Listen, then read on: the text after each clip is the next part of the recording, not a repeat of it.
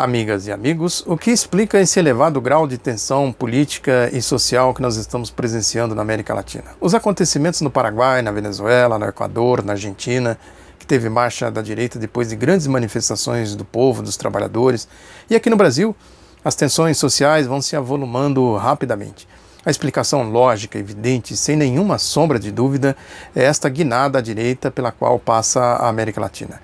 Esta tentativa da direita de recompor a sua hegemonia neoliberal no terreno político através de uma guerra midiática agressiva, porque a direita sabe que as experiências passadas estão na memória dos povos, portanto, ela precisa fazer esta guerra midiática se utilizando de outros aparelhos ideológicos deles, como é o caso do judiciário, para fazer exatamente essa tentativa de recompor essa hegemonia.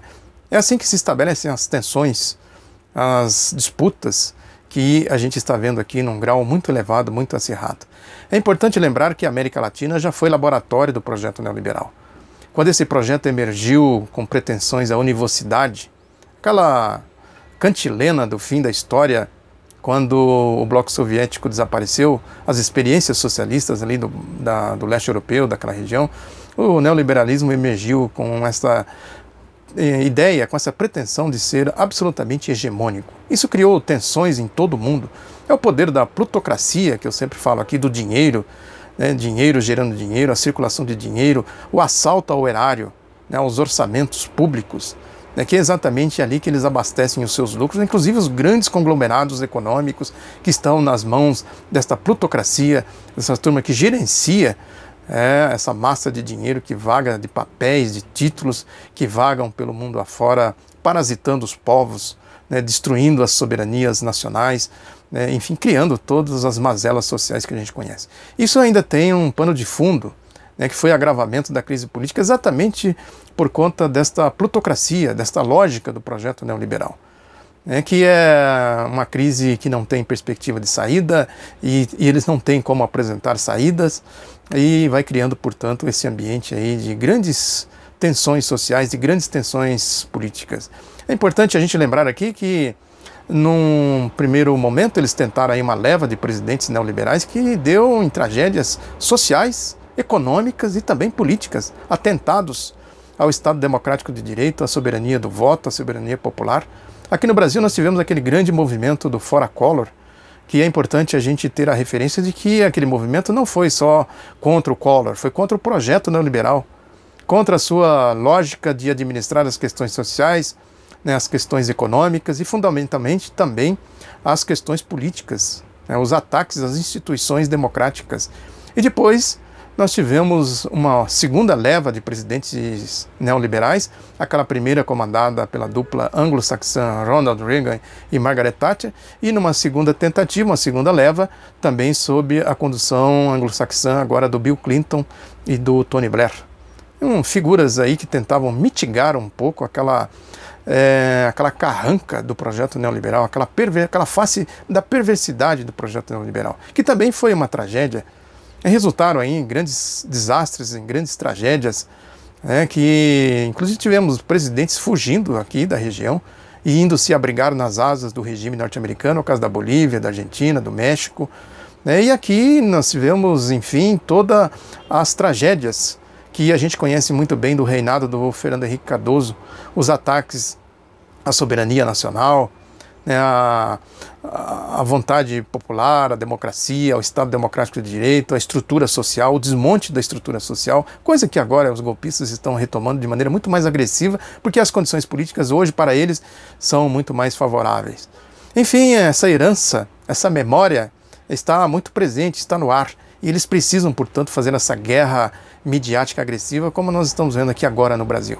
Essa tentativa de se criar aí lixos, tentativa não, eles criam lixos dia e noite, essa mídia capitaneada, liderada pelo Grupo Globo, que agora estão tentando fazer de tudo para jogar a responsabilidade da crise social e econômica que o país está passando nas costas dos ex-presidentes Lula e Dilma.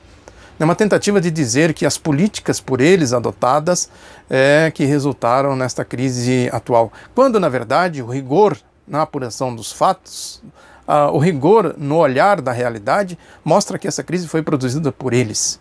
Eles são os únicos responsáveis pelo agravamento dos índices sociais, dos indicadores sociais. A crise não vem de agora, vem de 2007, 2008.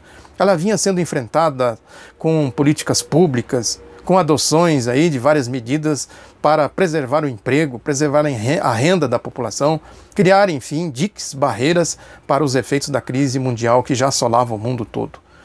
Portanto, esta guerra midiática ela se insere exatamente aí. A gente olha para ela com indignação, mas é importante compreender que é o único recurso que eles têm. Essa manipulação vergonhosa da Operação Lava Jato, das delações premiadas, nessa perseguição insana, infame contra o ex-presidente Lula, ao PT, à esquerda de uma maneira geral. Tudo isso faz parte desta guerra, que ela também tem outras ramificações. Há quem diga que o mundo saiu da Guerra Fria e entrou na Guerra Quente. Quando eles não podem se utilizar apenas da guerra midiática, se utilizam da guerra militar.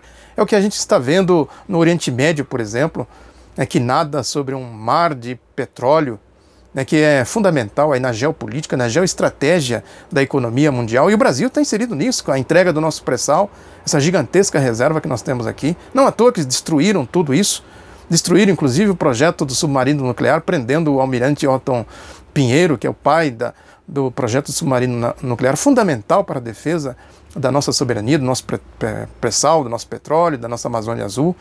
E o que nós estamos vendo no Oriente Médio é exatamente isso. Hoje tem lá esse episódio desse ataque de armas químicas, que a mídia faz uma campanha gigantesca em âmbito mundial para jogar a responsabilidade nas costas do presidente Bashar al-Assad e também da Rússia.